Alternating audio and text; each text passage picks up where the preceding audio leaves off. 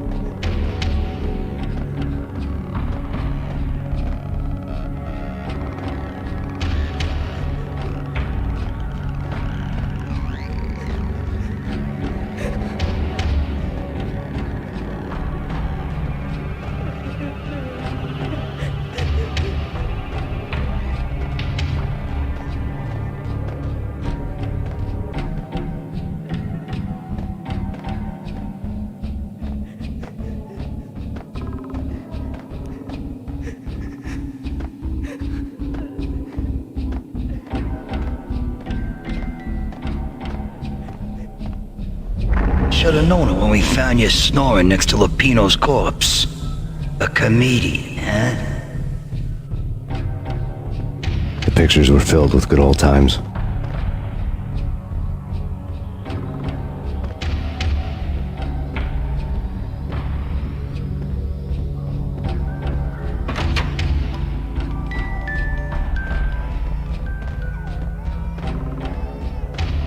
I really love to watch cartoons.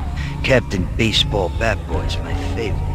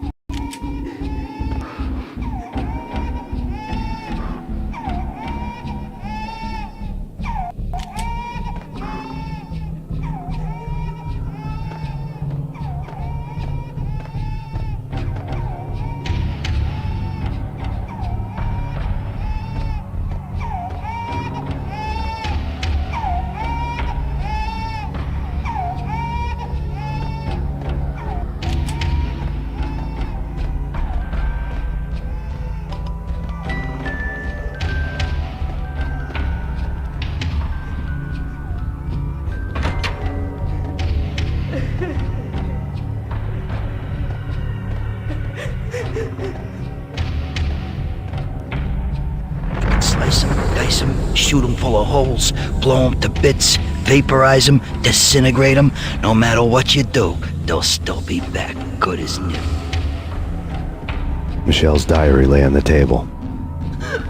Max, no, please, Max. Why? I didn't mean to. I'm sorry.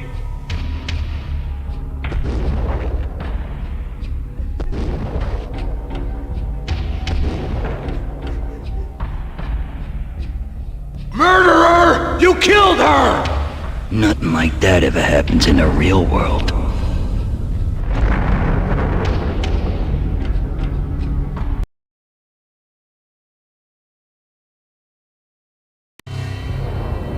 I woke up in a bad dream. My head felt 2 sizes too small for my brain.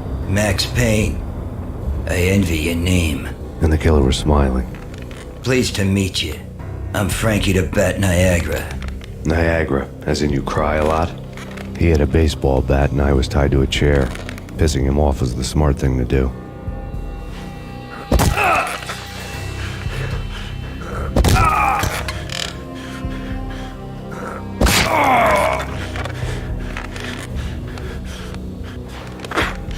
Nothing wrong with a little laugh now and then. Take me, for example. I love to watch cartoons. Cartoon violence is a fascinating thing. Let's take a break. I need to take a leak and maybe grab a cold one at the bar. Don't worry. I'll be back to finish this off. And then, it's checkout time. play, you pay, you bastard. He swaggered out, and the door clanged shut behind him, locks clicking into place. Everyone makes mistakes. Mine hadn't been to crack jokes about the goon with the bat. He'd have cracked my skull regardless. It hadn't even been to trust a girl with a gun. I had blindly gone after the first bad guy on my hit list when I should have been aiming further up the ladder, at the head of the Punchinello family. I couldn't bring myself to be pissed at Mona. Guess I had a soft spot for her pretty face.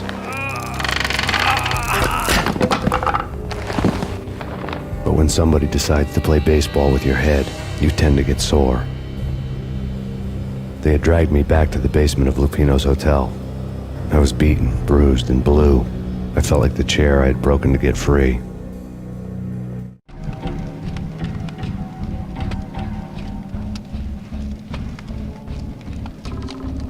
All I had was Niagara's bat, sticky with my own blood. Without a gun, I'd be no match for Frankie's men. I'd have to play hide and seek with them.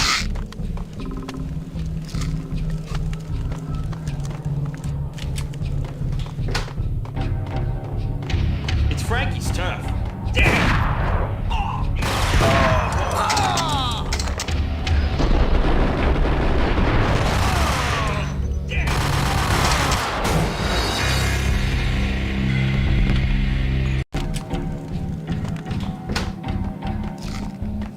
It's Frankie's turf. Hold it! What the hell? What the?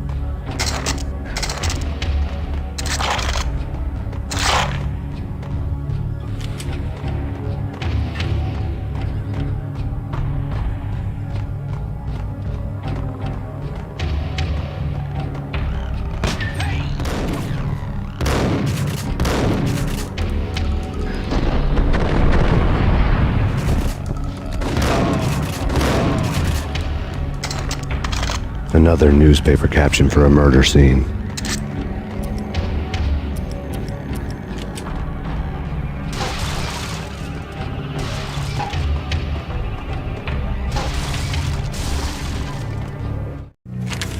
Frankie had left his calling card, a Captain Baseball bat boy strip, next to a sewer passage filled with bodies. You'd better not mess with Captain Baseball Bat Boy. Even my archenemy, Bicycle Helmet Girl, swoons at the sight of me. Aha! There were enough corpses to put a mass murderer to shame.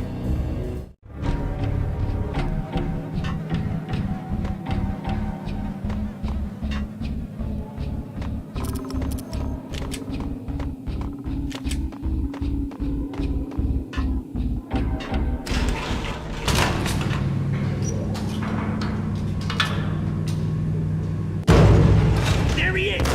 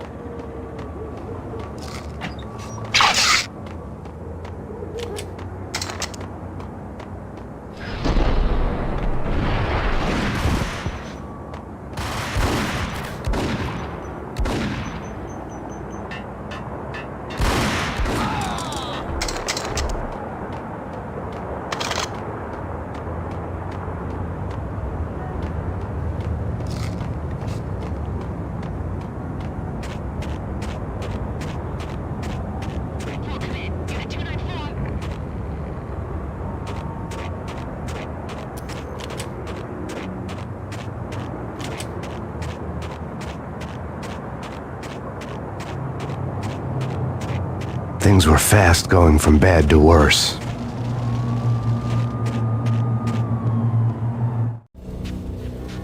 The men in blue had come and gone. They had decorated the place with chalk outlines and tied it together with yellow tape. The cops who had stayed behind were dead. Frankie, his boys, and I had the place all for ourselves.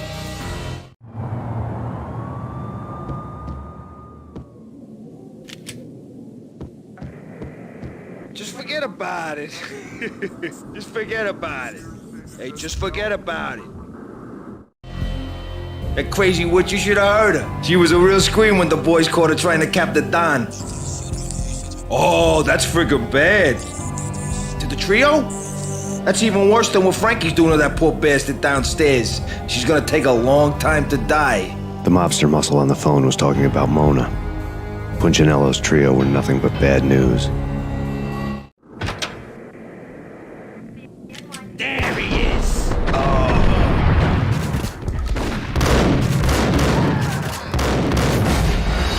There he is.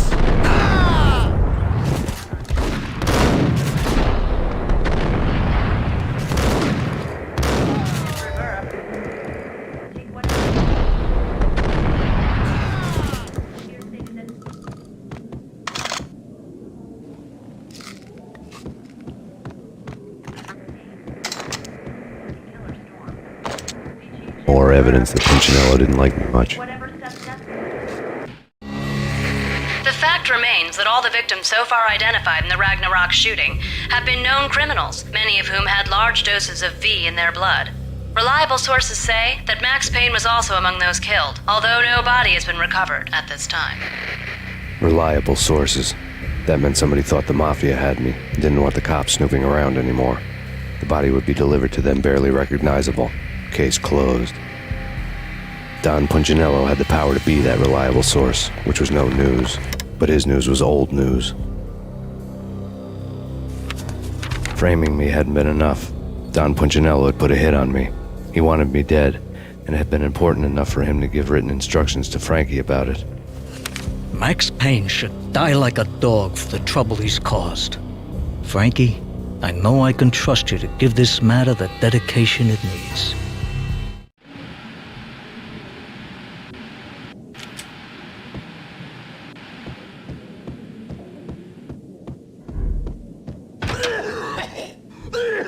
Hey.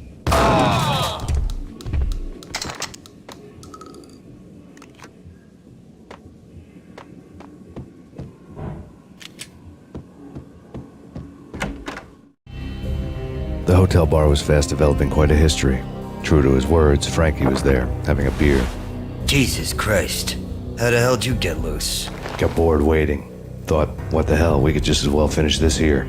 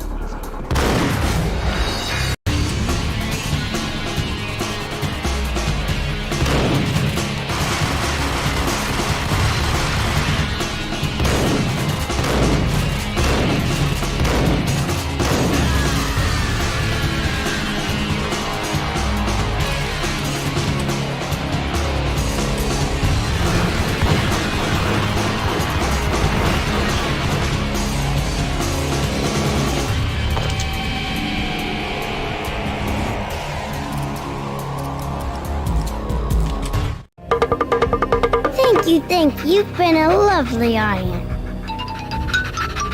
Had enough? I don't play with girls anyway. Unfair! I spotted the tail as soon as I left the hotel. A big black Mercedes. I'd seen the car before. That time it had heralded impressive explosions.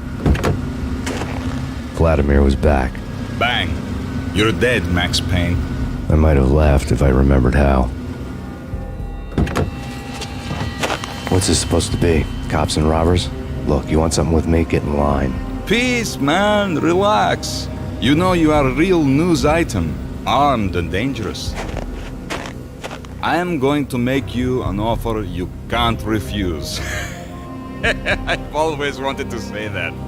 It's a bum rap. I've been framed. That's a moot point. Whatever you did or did not do, I'm sure you had good reason for doing it. Want to hear me out? I'm listening.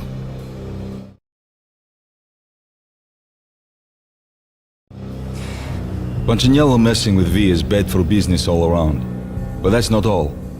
There is this guy, Boris Dime, used to pull jobs for me. He's the captain of the cargo ship Charon. Now the bastard turncoat has gone over to the other side, Punchinello's. The ship's loaded with high-res hardware, guns, my business.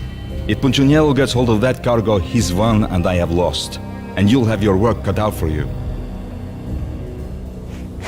If you want to get to Punchinello, you'll need heavy-duty persuaders. I am just the man to get them for you. Change the ship back under my flag, maybe pop 2 in the traitor Dime's head while you're at it. You'll get enough guns to start the apocalypse. You in or out? Let's get this show on the road.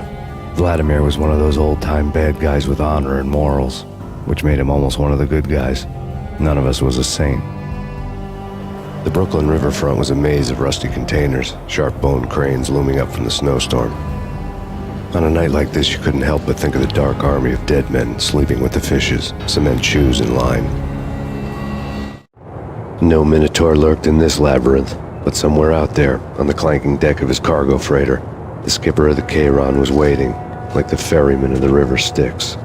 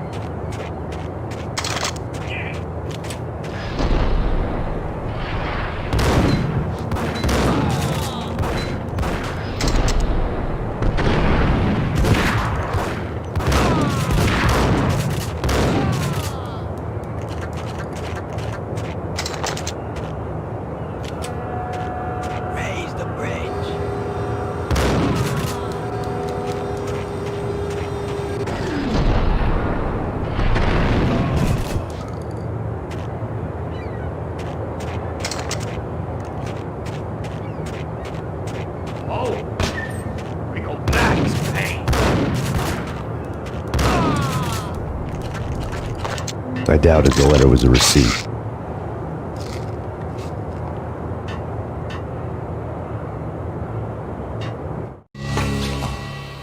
Rico Muerte had come to town to do more than just sort out family troubles. Exhibits number 1, 2, and 3.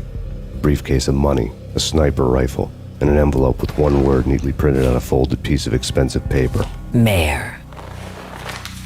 It didn't sound like a mafia contract at all. It was too cold and too to the point.